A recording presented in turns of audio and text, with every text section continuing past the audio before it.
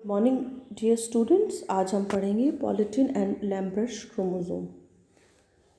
इन्हें giant chromosome कहा जाता है। पॉलीटिन क्रोमोसोम जिसको कि वेल्दर फ्लेमिंग ने 1882 में खोजा था, और ये ड्रोसोफिला और कायरोनोमस जो लार्वा है ड्रोसोफिला का, उसमें देखा गया था। प्रोटोजोआ में सीलियोफोरा जो संघ है उसमें, ट्रोफोब्लास्ट में, और एंटीपोडल जो हैं उनके अंदर ये पॉलीटिन क्रोमोसोम देखा गया है, इनमें पाया जाता है ये लैम्ब्रश क्रोमोसोम, जिसको कि सबसे पहले बालबियानी द्वारा 1881 में देखा गया था। ये जो कशेरुक व अकशेरुक के जो oocyte होता है, प्राइमरी oocyte, उसमें पाया जाता है।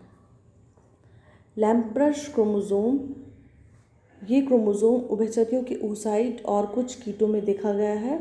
वे बहुत बड़े समरूप गुणसूत्र होते हैं जो कि अर्धसूत्रीय विभाजन में देखे जा सकते हैं। लैम्ब्रश गुणसूत्र में एक अक्ष होती है जिसमें से युग्मित लूप विपरीत दिशाओं में विस्तारित होते हैं, जिससे एक दीपक ब्रश की उपस्थिति होती है। मतलब एक लैंप जो होता है जिसको साफ करते हैं, जैसे कि ये है, ये इस प्रकार से इसका ये दिखने में इस प्रकार से होता है।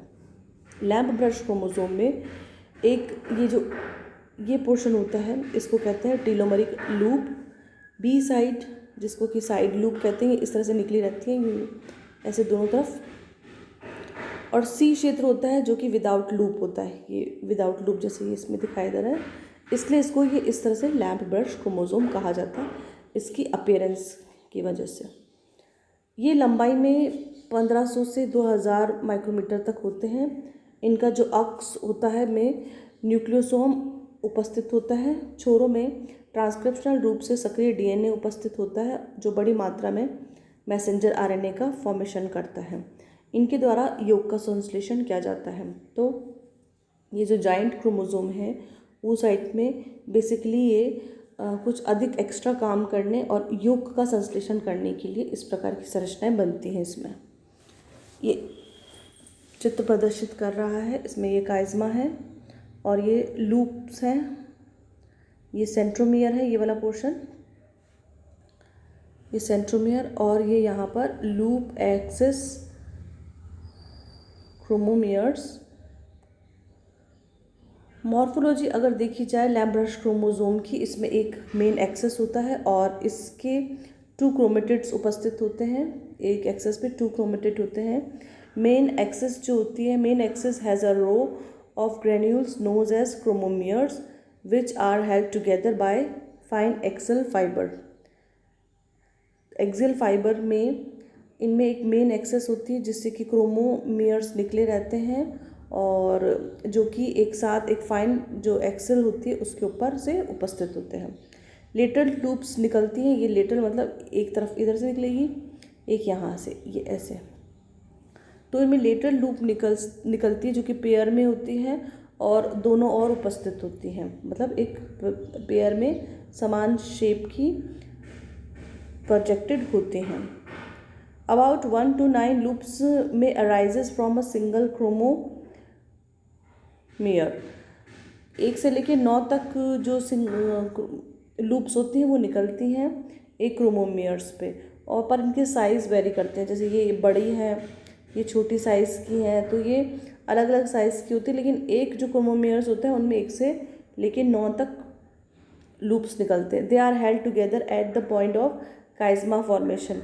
जहाँ काइज़मा का निर्माण होता है वहाँ पर ये एक साथ उपस्थित होती है। The loop of a pair chromosome form mirror image structure.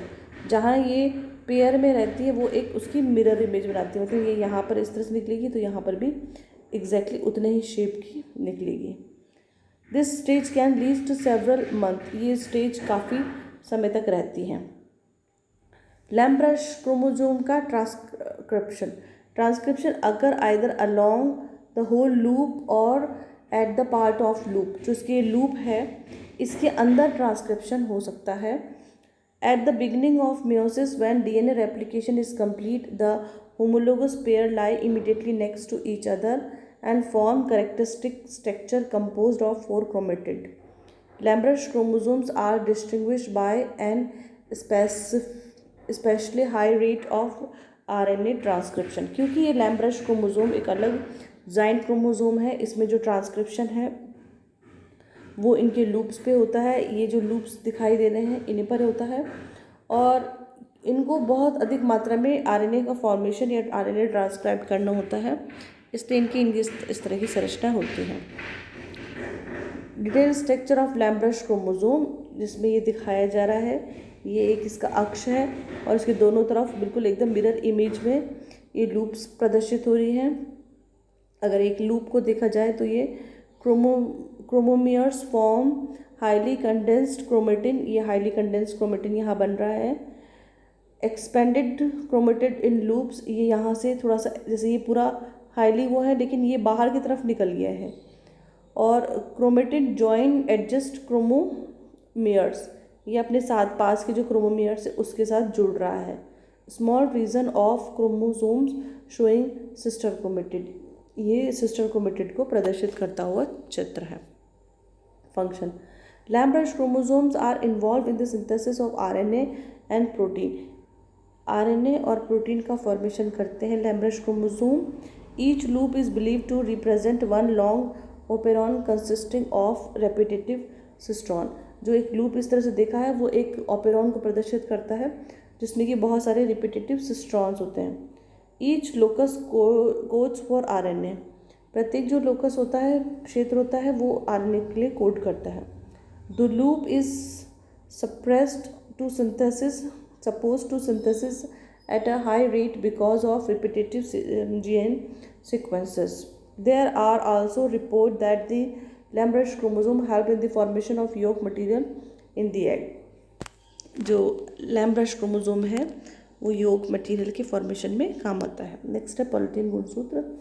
Poly मतलब कई और टीन मतलब स्ट्रैंड गुणसूत्र। पॉलीथीन गुणसूत्र ये एक विशाल गुणसूत्र होता है। ये लंबाई में लगभग 0.5 मिलीमीटर और व्यास में 20 माइक्रोन होता है। क्रोमोसोमल विभाजन के अभाव में गुणसूत्र में बार बार विभाजन के बाद क्रोमोसोमल किस्में बनती हैं। इसमें क्या होता है कि जब रेप्लिकेशन की क्रिया होती है, डीएनए का रेप्लिकेशन होता है, तो उस समय ये जो सिस्टर क्रोमेटिड होती है वो एक दूसरे से पृथक नहीं हो पाती, और पृथक न होने की वजह से ये एक दूसरे से जुड़ती जाती है और इस वजह से इस प्रकार की संरचना बनती है। ये न्यूक्लियस के अंदर ही प्रदर्शित करता हुआ क्रोमोसोम, इस तरह के विभाजन को एंडोमाइटोसिस कहा जाता है। पॉलीटीन क्रोमोसोम में दो प्रकार के बैंड होते हैं, डार्क बैंड व इंटर बैंड। अब जब इसका हम चित्र देखते हैं तो पॉलीटीन क्रोमोसोम में एक तो ये बहुत बड़ा होता है, इसमें कई सारे आर्म्स हमें भुजाएं दिखाई देती हैं जो कि एक सेंट्रोमियर से अटैच रहती हैं, और इन प्रत्येक पर डार्क व हल्के रंग के बैंड दिखाई देते हैं। हल्के रंग के जो बैंड होते हैं वो यूक्रोमेटेड भाग होता है, और डार्क कलर के बैंड हेट्रोक्रोमेटेड पार्ट होते हैं। डार्क बैंड में अधिक डीएनए और कम आरएनए होता है, जबकि इंटर बैंड में अधिक आरएनए और कम डीएनए होता है। इंटर बैंड में डीएनए की मात्रा 0.8 से 25% तक होती है। ये इस तरह से इसमें लाइट और डार्क बैंड दिखाई देते हैं ये पूरे उसमें। प्रत्येक क्रोमेटिड स्ट्रैंड के साथ क्रोमेटिन के कुछ क्षेत्रों को कसकर कुंडलित किया जाता है और अन्य क्षेत्रों को कम कुंडलित किया जाता है, जिसके परिणाम स्वरूप पॉलीटीन क्रोमोसोम एक प्रकाश और अंधेरे बैंड से मिलकर दिखाई देता है। डार्क बैंड यूक्रोमेटिक क्षेत्र होते हैं। लार्वा विकास के दौरान पॉलीटीन क्रोमोसोम पर विशेष क्षेत्र अनछुए हो जाते हैं, जिनमें स्थानीयकृत क्षेत्र होता है, उसे पफ कहा जाता है। डार्क बैंड में कुछ अस्थायी रूप से प्रफुल्लित होते हैं और गुणसूत्र के पफ या बाल्बियानी छल्ले कहलाते हैं। ये है बाल्बियानी पफ, जिनको कि क्रोमोसोमल पफ कहते हैं। पफ्स का निर्माण को पफिंग कहा जाता है। पफिंग एक बैंड में अलग अलग क्रोमोसोम के अनकॉइलिंग के कारण होता है। पफ सक्रिय आरएनए संश्लेषण के क्षेत्र का प्रतिनिधित्व करते हैं। ये जो क्षेत्र है पफ, यहाँ पर आरएनए का फॉर्मेशन होता है, आरएनए का संश्लेषण होता है। 2000 की लंबाई तक पहुंचने वाले सामान्य गुणसूत्र से कई गुना बड़े होते हैं और यौगिक सूक्ष्मदर्शी के नीचे भी दिखाई देते हैं। पॉलीटेन क्रोमोसोम में एक केंद्रीय बिंदु से 5 लंबी और एक छोटी भुजा निकलती है हुई दिखाई देती है, जिसे कि क्रोमोसोम्स कहते हैं। 6 भुजाओं में से लघु भुजा जुड़े हुए चतुर्थ गुणक का प्रतिनिधित्व करती है और सबसे लंबे समय तक संबंध लिंग गुणसूत्र का प्रतिनिधित्व करती है। ये कोशिका में पाए जाने वाले सभी 8 गुणसूत्रों के सेंट्रोमियर से संलग्न बनाती है। ये इस प्रकार से 1 2 3 4 5 6 भुजाएं और ये chromosome normal mitotic chromosome at the same scale region where the two homologous chromosomes are separated.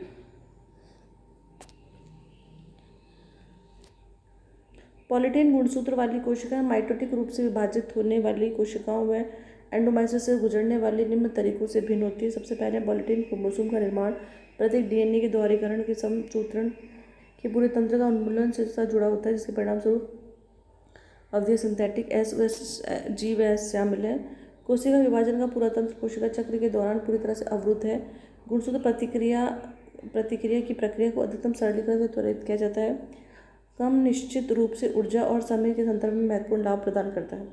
एक परिणाम के रूप में पॉलीप्लेनाइजेशन के परिणाम स्वरूप किसी अंग का द्रव्यमान बहुत अधिक दर से बढ़ता है, क्योंकि यह द्विगुणित कोशिकाओं के माइटोटिक विभाजन द्वारा होता है। यह भी स्पष्ट है कि पॉलीटेन सेल चक्र माइटोसिस के कारण होने वाले असंतोष से बचने के लिए अंग द्वारा उच्च कार्यात्मक गति के रखरखाव को सुनिश्चित करता है। Thank you.